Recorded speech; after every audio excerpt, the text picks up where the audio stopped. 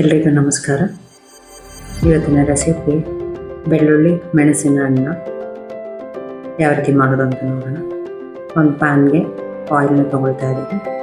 ಆಯಿಲ್ನ ತೊಗೊಂಡು ಸಾಸಿವೆ, ಜೀರಿಗೆ, ಉದ್ದಿನಬೇಳೆ, ಕಡಲೆಬೇಳೆ,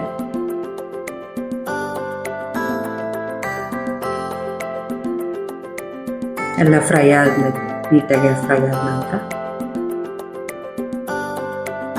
ಇದಕ್ಕೆ ಸ್ವಲ್ಪ ಬೆಳ್ಳುಳ್ಳಿ ಆ್ಯಡ್ ಮಾಡ್ತಾ ಇದ್ದೀನಿ.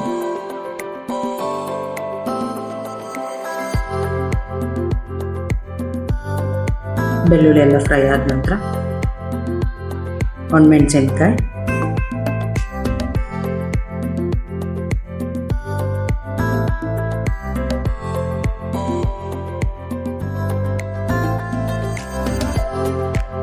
ಪೆಪ್ಪರ್ನ ಇಲ್ಲಿ ನಾನು ಪೌಡರ್ ಮಾಡಿ ಇಟ್ಕೊಂಡಿದ್ದೆ. ಪೆಪ್ಪರ್ ಪೌಡರ್ ಆ್ಯಡ್ ಮಾಡ್ತಾ ಇದ್ದೀನಿ.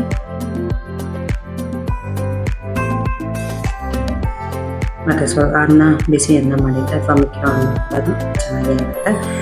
ಅದಾದ ನಂತರ ಎಲ್ಲ ಮಿಕ್ಸ್ ಮಾಡಿ ಅನ್ನಕ್ಕೆ ಸ್ವಲ್ಪ ಸಾಲ್ಟ್ ಆ್ಯಡ್ ಮಾಡ್ಕೊಳ್ತಾ ಇದ್ದೀನಿ.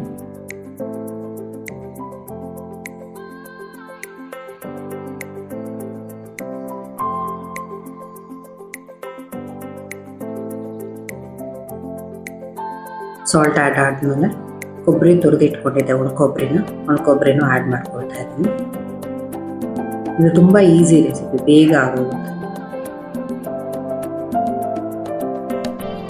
ಕಾಫ್ ಕೋಲ್ಡ್ ಇದ್ದವ್ರಿಗೆ ಮೆಣಸು ಈ ಥರ ಮಾಡಿ ಇಟ್ಟಾಗ ಕಾಫು ಕೋಲ್ಡ್ ಬೇಗ ಕಮ್ಮಿ ಆಗುತ್ತೆ.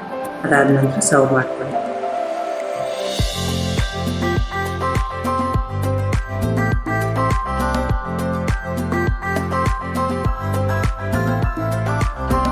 ಇದಕ್ಕೆ ಸ್ವಲ್ಪ ಜೀರಿಗೆ ಅದೆಲ್ಲ ಜಾಸ್ತಿ ಹಾಕ್ಕೊಬೇಕಾಗತ್ತೆ. ಮೆಣಸು ಕೂಡ ನೀವು ಜಾಸ್ತಿನೇ ಹಾಕ್ಬೋದು.